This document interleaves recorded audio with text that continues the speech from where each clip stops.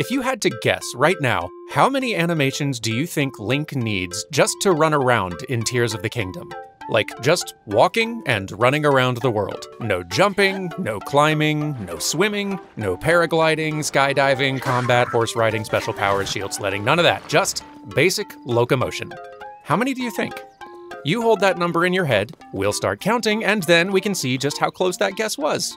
Welcome to New Frame Plus.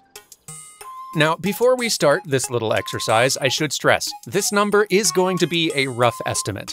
There is no way that we can realistically know exactly how Link's animation is constructed under the hood just by looking at the results in-game.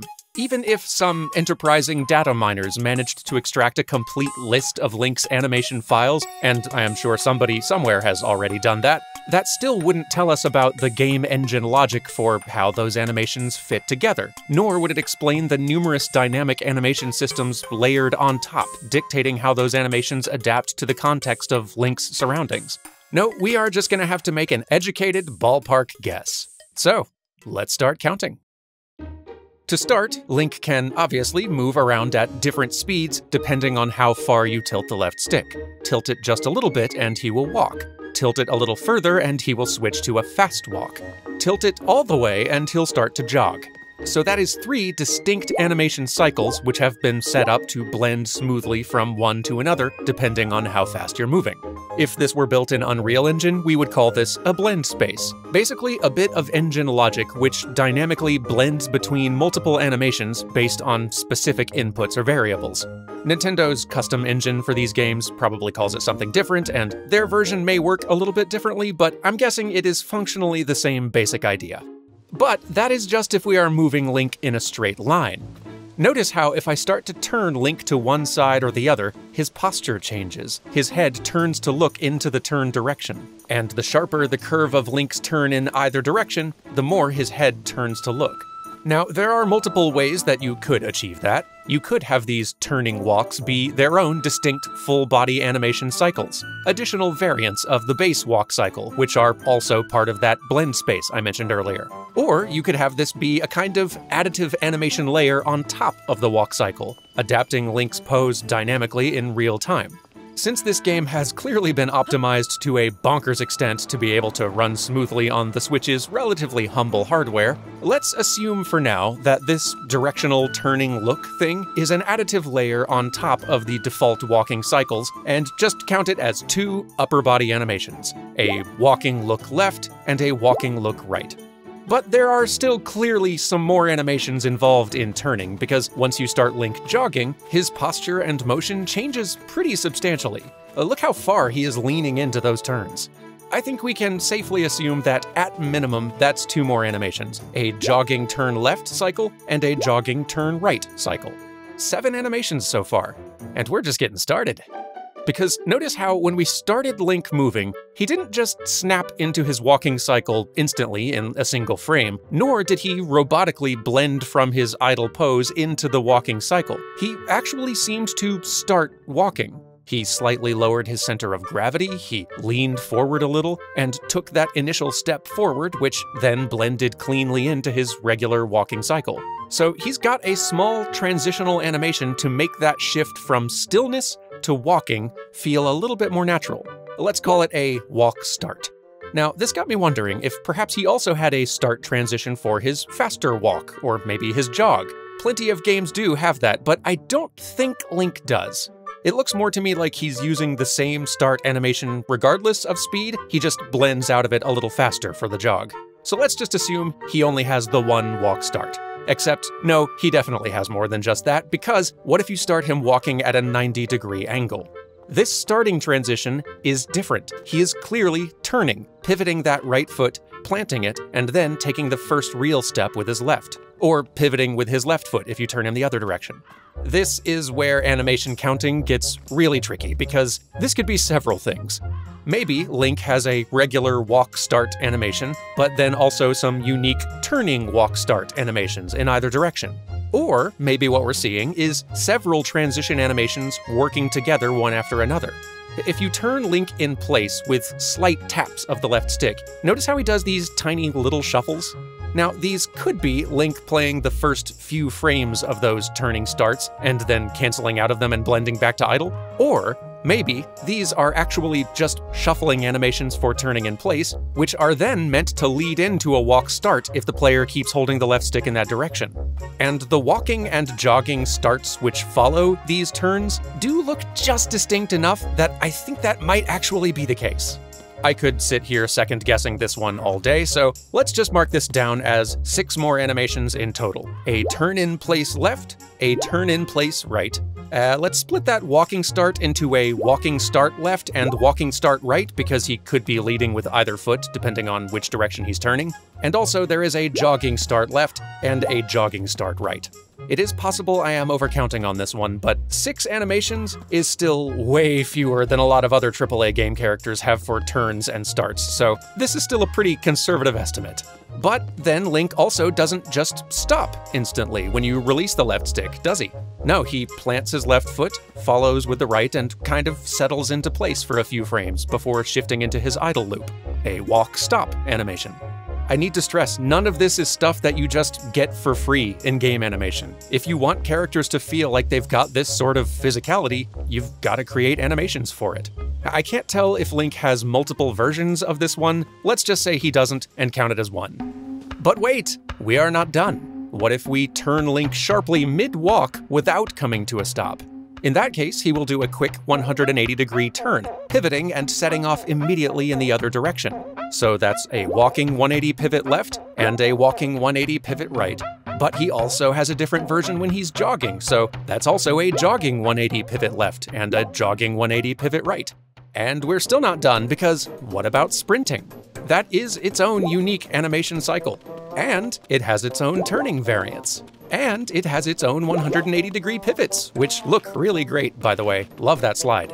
And I don't think that the sprint has unique starts and stops, at least not that I can tell, but if you run yourself out of stamina, that'll put you in the exhausted state, which has its own slightly different version of the jog cycle.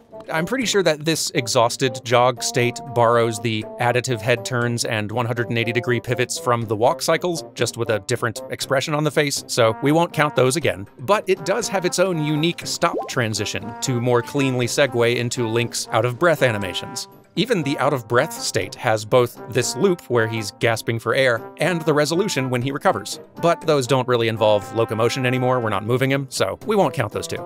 That's still 7 more animations for sprinting and exhaustion. But wait, we're not done. Because what happens if you start running up a hill? Not steep enough that you've got to start climbing it, just steep enough to have to take a little more effort. Well dang, that's a different animation, huh? Several, in fact. If you are just walking, Link will blend into this uphill walking cycle more and more the steeper the hill gets. Also, there's an uphill version of the jog if you're tilting the stick further. And honestly, there might be an uphill version of the fast walk tucked into this blend space, but it's pretty hard to tell, so let's just play it safe and say that there's not. And as long as we're being conservative with the count, let's also assume that the turning variants we're seeing here are also just reusing the same additive upper body changes that we see with regular walking. Even if we do, there is still unique animation for going downhill as well, both for walking and for jogging, so gotta count those. The sprinting animation, though, is the same on hills, best I can tell, anyway, just kinda angled upward or downward, so I don't think we'll count that one. What are we up to now? 29, I think? And still not done, because if you run Link into a small obstacle, too small an obstacle to have to climb it, but also too large for him to just run over and ignore it, he will do this little step-up animation to hop onto it without breaking stride too much. And there are at least 2 versions of this one, a smaller, quick one, and then a bigger one for taller obstacles.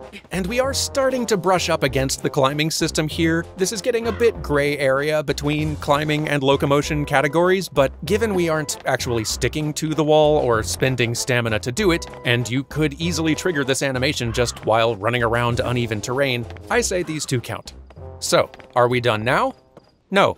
What about water? Not swimming, just waist-high water. Wouldn't you know it, Link has some unique cycles for wading through waist-high water. He has got a slow wading cycle, he has got a fast wading cycle, he's even got a wading turn left and a wading turn right. And I am pretty certain these are not just using the additive layers from before, at least not the same ones, because these turn variants aren't just affecting his head position. Look at his hands and fingers, how they open up a little bit more when he turns. And even though sprinting through waist-high water barely does anything in terms of movement speed, I am pretty sure I'm seeing a difference on his arm motion, so what the heck, let's just count that as one extra nebulous animation somewhere in the mix. Now, maybe you think that it is cheating for me to include some of these variants, that I'm artificially inflating the count here to exaggerate this game's animation complexity or something. To that, I say, whew boy, wait till you hear what I'm leaving out.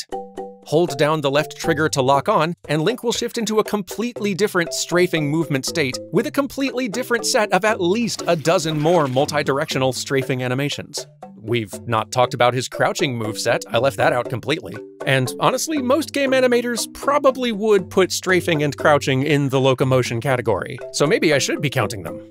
I also left out all of the upper body only stuff that Link can do while running around. Holding a bunch of different weapons, drawing them, stowing them, trying to draw them when he doesn't have one equipped, picking up stuff off the ground, carrying objects, and I left out all of the different contextual face animations that might happen while Link is running around in different scenarios. And we haven't even started talking about the animation systems helping to adapt Link's animation to different environmental variables in real time. For example, if you start running through some deeper snow or sand without special equipment, this will not only slow your movement speed, but also slow the playback rate of your locomotion animations a tiny amount.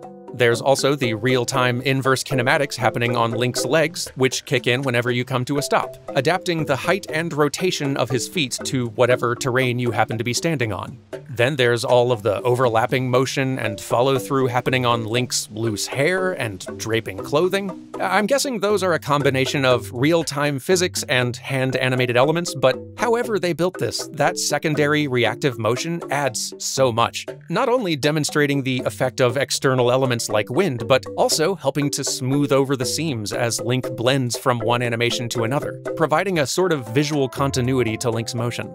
Plus, on top of all that, you've got the systems which dynamically drive where Link is looking at any given time. Because he's not just looking into his turns. If an NPC or an enemy or something else wanders into his cone of vision, his head and his eyes will lock on to that point of interest, which helps him to feel more aware of his surroundings. And speaking of dynamic animation showing contextual awareness, and this might be my favorite little touch of all of them, Link will react to hills before you even get to them. Watch Link's head as I walk him closer to this climb. You see how he's looking up the hill even before he gets to it, several steps before his walk cycle shifts into that uphill variant? I love that. He also does it when you're walking him up to a drop. Apparently, he's got some invisible target permanently placed in front of him, which is reacting to the elevation of the terrain he's coming up on, and helping to drive his look direction, making him seem even more aware of his environment. It is so subtle, but so good. As you are probably beginning to realize, locomotion systems for 3D game characters tend to be quite complex, especially the more AAA and realistic looking the game in question.